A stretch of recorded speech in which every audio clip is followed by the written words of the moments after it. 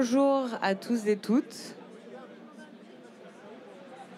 Merci beaucoup d'être présents et nombreux pour cette table ronde autour du sujet Start-up, PME et ETI industrielles coopérer pour réindustrialiser.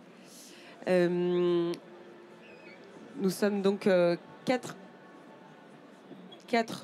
intervenants aujourd'hui que j'aurai l'occasion de présenter juste après. Mais d'abord, une petite introduction pour cette table ronde. Donc, la France compte aujourd'hui plus de 3200 startups industrielles qui ont généré 65 000 emplois et 4,8 milliards d'euros de chiffre d'affaires en 2024. Et on recense 55 sites industriels inaugurés par ces startups l'an dernier. Donc, ces sites industriels, ils sont un peu partout répartis sur le territoire et souvent, ils sont en lien avec des enjeux de transition écologique ou technologique. Et d'autre part, les PME et ETI industriels ont de leur côté inauguré 105 sites industriels en 2024 et donc représentent 30% du chiffre d'affaires des entreprises françaises et emploient 3,5 millions de salariés et sont fortement également implantés dans le territoire. Donc ces chiffres montrent une chose, c'est que la réindustrialisation est en marche, mais elle ne peut pas se faire en silo. Et les startups industrielles apportent l'innovation, l'agilité, la rupture technologique. Et les PME et ETI industrielles, quant à elles, incarnent la robustesse industrielle, les savoir-faire et les capacités de production et de passage à l'échelle. Il est donc indispensable de coopérer et la coopération entre ces acteurs est essentielle pour accélérer les transitions, pour mutualiser les risques, pour industrialiser plus vite et surtout pour ancrer l'innovation dans les territoires. Et aujourd'hui, nous avons la chance d'accueillir 3 dirigeants qui incarnent cette dynamique. Donc Laurent Rogel, d'une part, qui est le président d'Airwell, un fabricant de pompes à chaleur et qui propose également des solutions énergétiques. On a Sébastien Fournier, qui est cofondateur de Synerpod, qui développe des pods énergétiques préfabriqués. Et enfin, Michael Boxtal, qui représente l'entreprise Vota, donc qui est une entreprise historique, une PME industrielle historique, et qui propose une solution VOT qui va faciliter la coopération entre start-up industrielles et PME ETI industrielles. Donc l'objectif, c'est vraiment d'explorer comment réussir ensemble cette réindustrialisation. Donc je vais me tourner pour démarrer vers Laurent et Sébastien. Pourquoi Airwell et Synerpod collaborent-ils et comment vos entreprises collaborent? Merci Camille pour l'introduction. Un petit mot sur Synerpod. Synerpod est né d'un projet vu aux Pays-Bas qui consiste à massifier et industrialiser la rénovation énergétique de logements en faisant une grosse part en usine et un minimum sur le chantier. Et donc, on a profité d'une opportunité qui a un gros marché en Pays de la Loire de rénovation énergétique de 400 maisons pour des bailleurs sociaux, sur lequel on s'est positionné. Et puis, on s'est retrouvé mandataire du groupement, donc à la tête d'un projet de plus de 40 millions d'euros, sur lequel il a fallu industrialiser le système qu'on avait imaginé au début sur un proto. Et donc, de là est née l'aventure et la rencontre avec Laurent. Donc c'est à moi. Bonjour à tous. Donc Laurent Rogel, PDG du groupe Airwell. Très rapidement aussi, le groupe Airwell, c'est un groupe qui a été leader en France, Europe, Afrique, Moyen-Orient, jusque dans les années 90 sur tout ce qui était fabricant de pompes à chaleur. Donc un pur industriel, fabricant de produits, 7 usines dans le monde, 20 filiales, qui faisait 800 millions d'euros de chiffre en 2008 et qui en faisait moins de 40 en 2012. Grosse crise industrielle, désindustrialisation, revente des usines, des grosses erreurs stratégiques. Voilà, on ne va pas faire tous les choix, sinon vous y passez toute la journée. Mais donc on est reparti d'une feuille blanche un petit peu en 2014, où j'ai repris la direction générale, en se disant où serait le besoin du client final, où serait finalement le futur de notre métier, où serait le marché en 2030. Et on s'est rendu compte qu'il fallait s'intégrer, il fallait s'intéresser surtout aux besoins du client final. Besoin du client final, ça veut dire quel est son besoin intrinsèque, donc l'efficacité énergétique. Il ne veut pas une pompe à chaleur, il veut de l'efficacité énergétique, il veut du confort, et qu'il fallait y intégrer les enjeux des pouvoirs publics qui allaient vraiment mener la transition énergétique et qu'il y ait des drivers dans cette évolution. Et donc, quand on part de ces deux principes-là, le client final et les grands drivers du marché, mais on en arrive à créer des écosystèmes, parce que si vous voulez de l'efficacité énergétique et du confort réel, la pompe à chaleur seule, elle ne sert à rien. Il faut l'intégrer à un écosystème. Donc il faut parler panneaux solaires, il faut parler objets connectés, il faut parler applications, il faut créer des écosystèmes communicants, puis des algorithmes, puis des solutions applicatives. Et donc, vous ne pouvez pas tout faire, surtout quand vous êtes passé de 800 à 40 millions. Hein. Donc vous créez du partenariat. Vous commencez à faire ce que vous savez faire et vous proposez à d'autres de vous associer pour créer un univers. Donc forcément construit dans la loyauté, parce qu'il n'y a pas de partenariat sans loyauté. Et donc c'est ce qui un peu se passait avec Synerpod. On s'est rencontrés à ce niveau-là, à savoir que nous on développe la pompe à chaleur, qu'on intègre dans leur module, et ça crée un écosystème d'efficacité énergétique et réel et efficace pour le client final. Donc voilà, c'est comme ça qu'on s'est créé, et on croit beaucoup, hein, alors c'est un mot à la mode, hein, chasser en meute, mais dans tous les cas, travailler ensemble, mais sur des vraies valeurs pour réindustrialiser et pour réussir des projets ambitieux. Parce que la réindustrialisation est un projet ambitieux, et tout seul, c'est extrêmement compliqué, surtout avec les exigences maintenant d'expertise technique multiples qui sont nécessaires pour arriver à des projets complexes. J'ai fait... C'est très clair, merci beaucoup. Michael, maintenant à ton tour de nous expliquer peut-être la genèse du projet VOT, donc spin-off de l'entreprise Vota.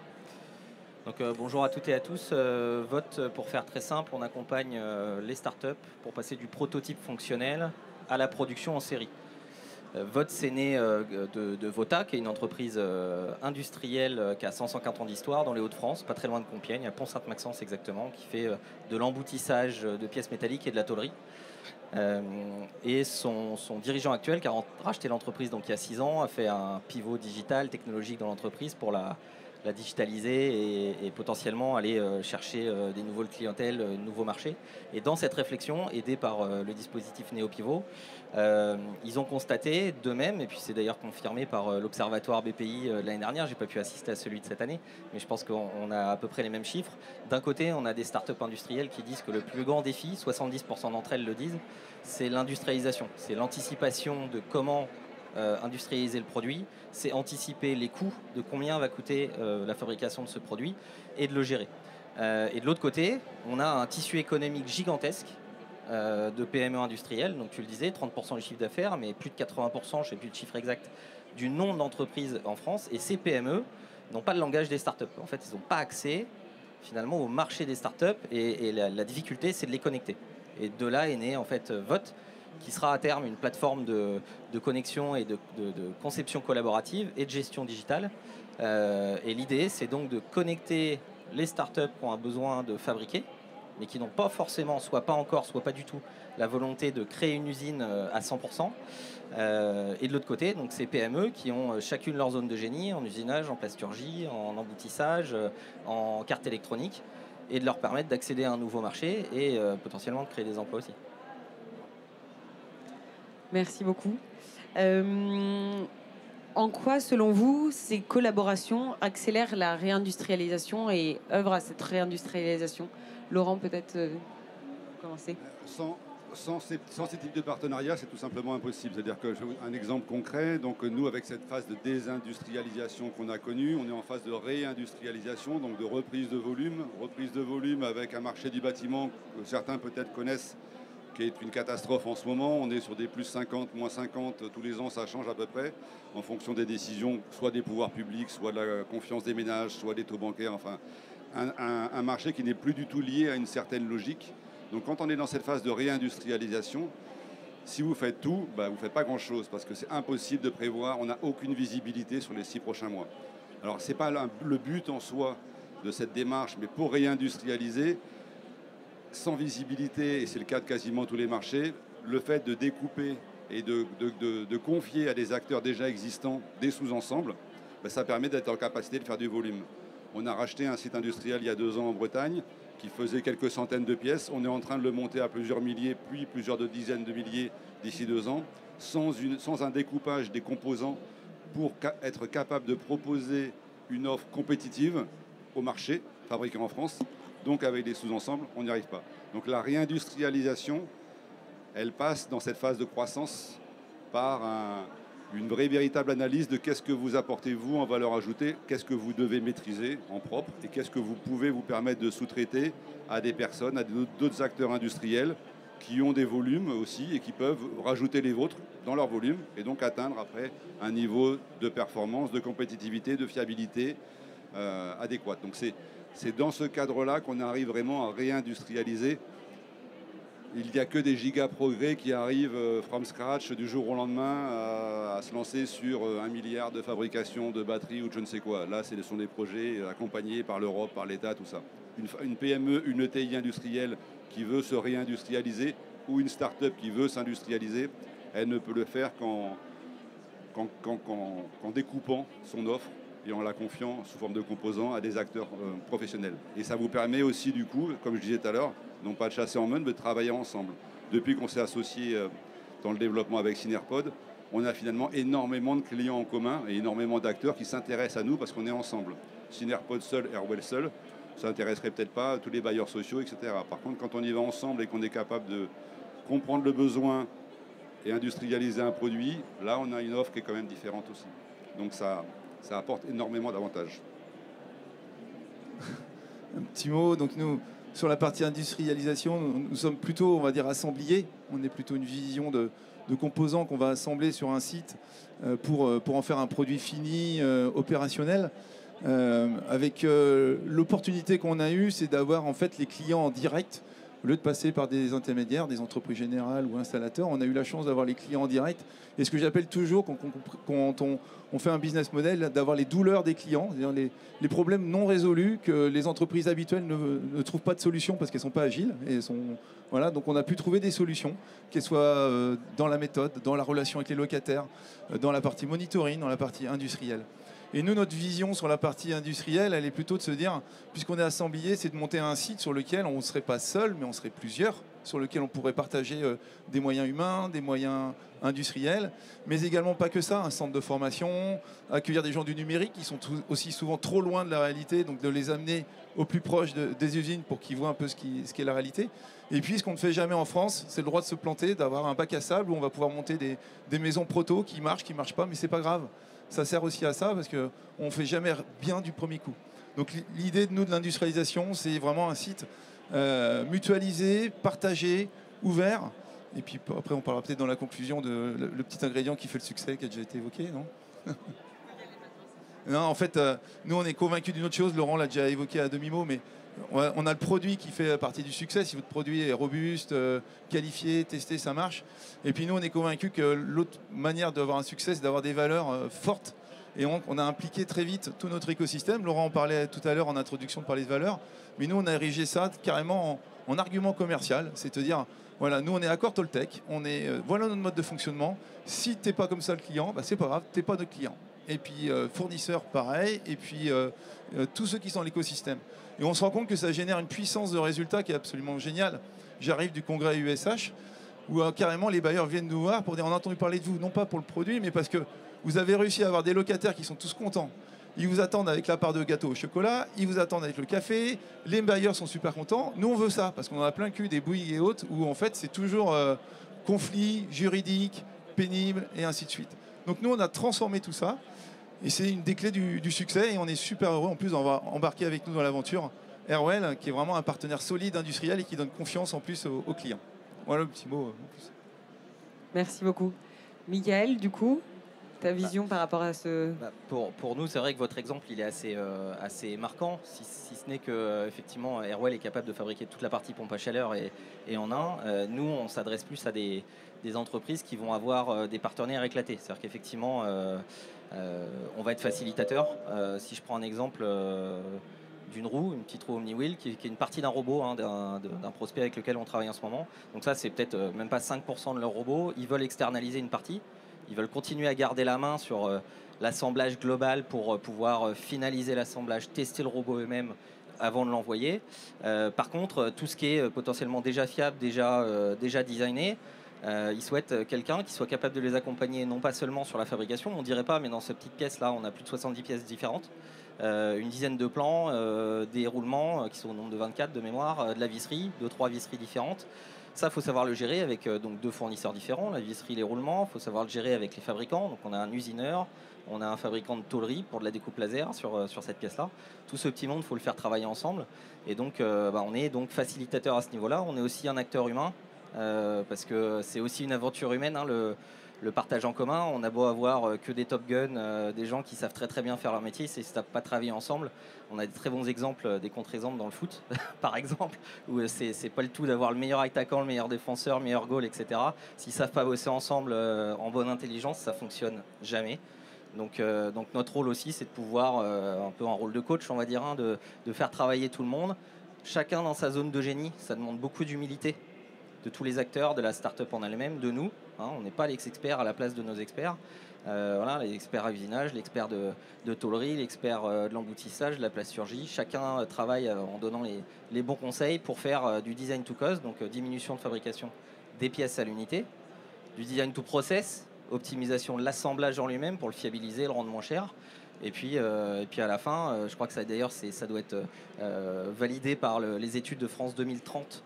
Je crois qu'au bout de 3 ans, ils ont confirmé qu'il y avait à peu près 93 000 emplois créés ou conservés grâce à ces projets de collaboration entre entreprises, hein, pas seulement start-up, mais aussi entre PME. Et donc ça a un impact très fort. Ouais. Merci beaucoup. Michael, encore, une question pour tous les trois. Quelle posture est attendue d'un dirigeant d'entreprise pour réussir justement à mettre en place ces modèles de coopération ? Alors, je l'ai dit un peu tout à l'heure, mais pour moi, la posture principale, c'est d'être plein d'humilité. C'est-à-dire qu'effectivement, on a chacun notre zone d'expertise. Quand on parle à un usineur qui est spécialiste de l'usinage, il ne va pas être spécialiste de l'emboutissage, même s'il peut en avoir une bonne visibilité. Donc il faut être plein d'humilité quand on travaille en collaboration. Ça s'appelle aussi l'intelligence collective. Travailler en commun, collaborer pour que ce soit optimisé. Voilà. L'humilité, pour moi, c'est le plus important. Merci. Laurent ? De l'honnêteté. De l'honnêteté, c'est un peu comme la RSE, travailler en écosystème, travailler en commun. Il ne faut pas que ce soit juste une charte ou une affiche sur votre mur. Si vous n'êtes pas convaincu de ça au fond, c'est un peu ce qu'on disait tout à l'heure, à la rigueur, ne pas travailler avec tout le monde, c'est pas grave. Il y a un acteur qui disait, moi j'ai envie de travailler qu'avec des gens avec qui j'ai envie de bouffer au resto le soir. C'est un peu ça. Finalement, on travaille bien mieux quand on est on est honnête avec ce qu'on est. Donc être honnête dans cette démarche-là d'écosystème, ça permet de le réussir. Si vous mettez en avant l'écosystème et que vous pensez qu'à votre gueule, c'est un autre métier. Il y en a plein qui réussissent et il n'y a pas à critiquer, mais ce n'est pas la même chose. Donc ça ne fonctionne que si vous êtes en véritable honnêteté partenariale. Donc c'est la base de tout. Merci. Alors, juste ce que je n'ai pas précisé, c'est que chez Synarpod, on est 5 associés fondateurs. Et qu'un de mes entre guillemets, talents, c'est de faire ce que j'appelle du trade unionisme, c'est de faire se rencontrer des gens qui n'auraient jamais dû se rencontrer. Donc en fait, c'est d'aller chercher des compétences, les mettre ensemble et de faire travailler les gens ensemble. Et c'est surtout la qualité ou la valeur, si ceux qui connaissent les accords Toltec, c'est ne fais pas de suppositions. Alors ça, c'est le truc qui tue tout. On pense que, on croit que, et puis c'est mort. Donc nous, on n'a jamais eu de supposition. On s'est toujours dit, on va aller chercher. Pourquoi est-ce que Airwell, c'est une grosse boîte. Non, on va aller chercher, on va discuter avec lui, on va voir comment on peut coopérer. Faites tomber tous vos freins, vos barrières. Alors, en rajoutant bien sûr l'intégrité, enfin tout ce qui a été émis, l'humilité, ça c'est essentiel. Mais les accords Toltec, si vous ne les connaissez pas, franchement, nous, c'est la base. Et ne faites pas de suppositions. Merci beaucoup à tous les trois. Est-ce que vous voulez conclure par un dernier mot pour la fin ou... Moi juste, on s'était dit en faisant cette table ronde, qu'est-ce qu'on peut apporter? Parce que si c'est pour présenter la société, tout le monde s'en fout. Je pense qu'il y a plein de moments, d'endroits, de faire de la com, des pubs. À quoi on sert? Qu'est-ce qu'on peut apporter? Et c'est vrai que c'est un peu un résumé de ce qui a été dit. Pour vraiment réussir, l'honnêteté et la construction de ces écosystèmes, ça fonctionne très bien. Si vous avez une start-up et que finalement vous êtes dans une difficulté de passage au volume, arrêtez de vouloir tout internaliser. Regardez ce qui existe à côté. Travaillez avec des partenaires qui ont la maîtrise de ça. Si vous avez une PME et que vous n'osez pas multiplier par 3 vos chaînes parce que finalement le marché en ce moment c'est catastrophique, on ne sait pas ce qui va se passer dans 3 mois, confiez ça à des acteurs qui vont pouvoir prendre cette charge. Ça va les aider, ça va vous aider. Vous allez pouvoir tous ensemble prendre du volume et même baisser vos coûts. Donc, travaillez en partenariat, mais sincère. c'est vraiment une clé anti-crise. Ça permet de se développer, ça permet de réindustrialiser, ça permet de rencontrer des personnes et prendre du plaisir. Donc, en gros, c'est quand même plus agréable que la crise. Et c'est la solution. Voilà. Merci beaucoup. Bon, je suis totalement aligné avec ce que tu disais, c'est évident, donc je ne vais pas aller le répéter. Je dirais que pour réindustrialiser la France, un des leviers, c'est d'activer ce passage du prototype à la série. Parce qu'on a un vivier de capacité de production, de savoir-faire énorme. La problématique, c'est le faire savoir, que ce savoir-faire existe justement. Donc je dirais juste, il faut oser coopérer, ça s'apprend en fait, c'est pas inné. Donc il faut oser faire le premier pas, comme toujours, pour y aller. Donc oser coopérer, oser aussi défendre cette souveraineté française qui est hyper importante. Fabriquer en France, ça peut coûter peut-être un petit peu plus cher sur le papier, mais à la fin, c'est beaucoup plus simple à gérer. Et on participe tous à l'emploi français. Et puis, bon, j'ai toujours l'habitude de dire ça, c'est chacun dans sa zone de génie, mais on va plus vite et on va plus loin. Et juste également, le petit mot, c'est je rejoins complètement Laurent dans l'analyse et les mots, mais le truc de pouvoir vous apporter quoi, en fait, ce qu'on s'est dit, c'est se dire également, ayez confiance. En fait, nous, quand on a pris le marché, je vous resitue quand même l'idée, on se retrouve par le hasard, donc on prend notre chance, on saisit notre chance, on se retrouve mandataire, donc une start-up, 20 000 balles de capital, 0 chiffre d'affaires, 5 bénévoles, un marché 43 millions. Je peux vous dire que là, l'élément clé, c'est la confiance. La confiance entre nous, la confiance avec le client, la confiance avec le fournisseur. Ça a mis du temps, ça s'est construit, mais aujourd'hui c'est établi et on va dire, oui, il y a une crise, mais nous on est face à un océan bleu où on a apporté tellement de solutions, on a apporté tellement de qualité, de satisfaction et ainsi de suite que là les perspectives, nous on est sur une croissance incroyable, qu'on va être obligé de juguler, maîtriser et ainsi de suite, mais on est parti d'une histoire d'entrepreneur, donc c'est votre histoire. Moi il y a 5 ans j'étais tout seul, licencié d'un grand groupe, à un arrêt de bus, en train d'attendre un bus pour rentrer chez moi et en train de me dire qu'est-ce que je vais faire de ma vie, quoi. Et en fait la vie m'a fait plein de cadeaux, fais confiance aux gens, accord Toltec et vous allez voir, ça va bien se passer. Un grand merci à tous les trois. Et donc voilà, vous l'aurez compris, osez créer les alliances, osez coopérer pour rendre l'industrie plus forte. Et si jamais certains d'entre vous ont des questions, n'hésitez pas. Et sinon, vous pouvez venir vous adresser à nous. Oui, allez-y. Bonjour, merci pour le partage. C'est Donatien Drouin, Décathlon France. Moi, j'ai une question. L'exemple que vous nous avez montré au niveau synergie montre effectivement que c'est un des enjeux pour réindustrialiser. Au-delà de l'opportunisme, comment on peut faire que ce soit dupliqué à l'échelle nationale ? En effet, c'est une très bonne question parce que le côté opportuniste, on peut se dire c'est la crise, donc on va partager, on va faire des choses ensemble, et puis 6 mois après, quand il n'y aura plus de crise, on reprend nos habitudes. Et il y a pas mal de trucs en ce moment sur la résilience,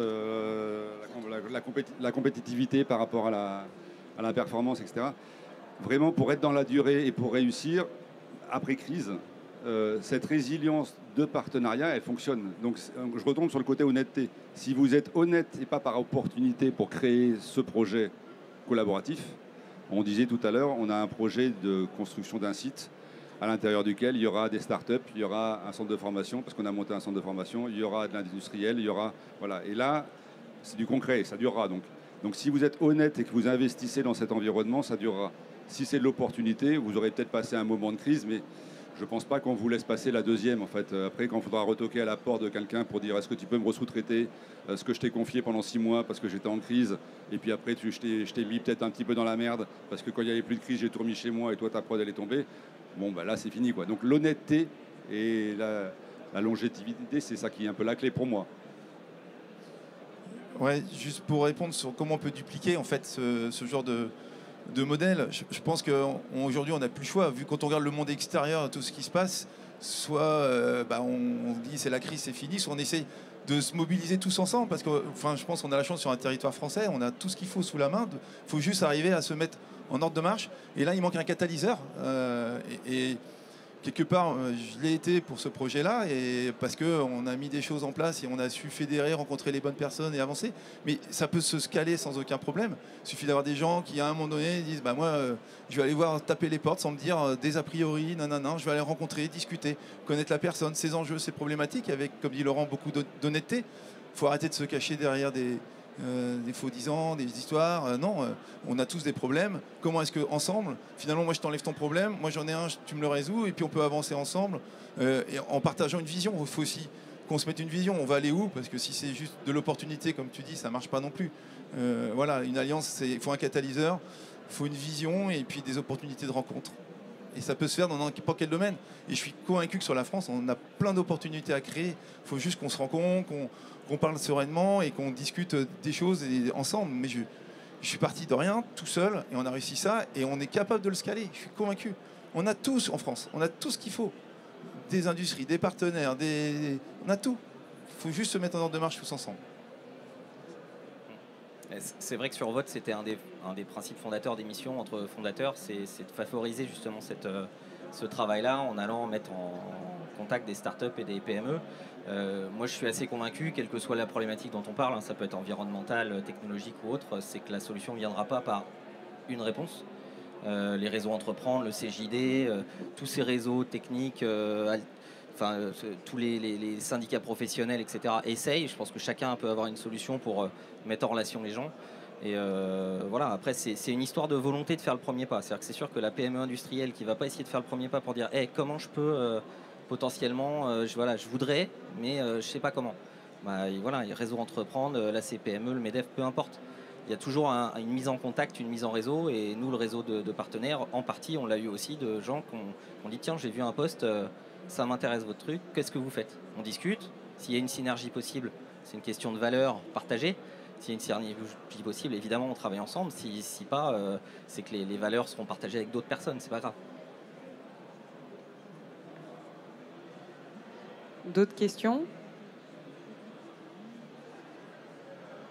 Oui, bonjour. En fait, la crise est salvatrice quelque part, puisque vous disiez que vous étiez parti à 120 millions. Vous êtes 800. 800. Non, mais vous... Ah non, mais justement. Et vous êtes passé à 40. Et il ose venir. Hein. Non, mais alors, ma question toute simple. Et si vous étiez passé à 1600, est-ce que vous seriez connu? J'allais même en parler, c'est une vraie question, c'est qu'on se pose des questions, c'est quand, je vais pas être vulgaire, mais c'est quand on est deux pieds dans la merde, voilà. Donc on se pose ce genre de questions, l'analyse du besoin du client final, où sera le marché dans 30 ans ou dans 10 ans, on ne se le pose pas quand on est leader. Et c'est bien pour ça qu'on ne le devient plus d'ailleurs, en général.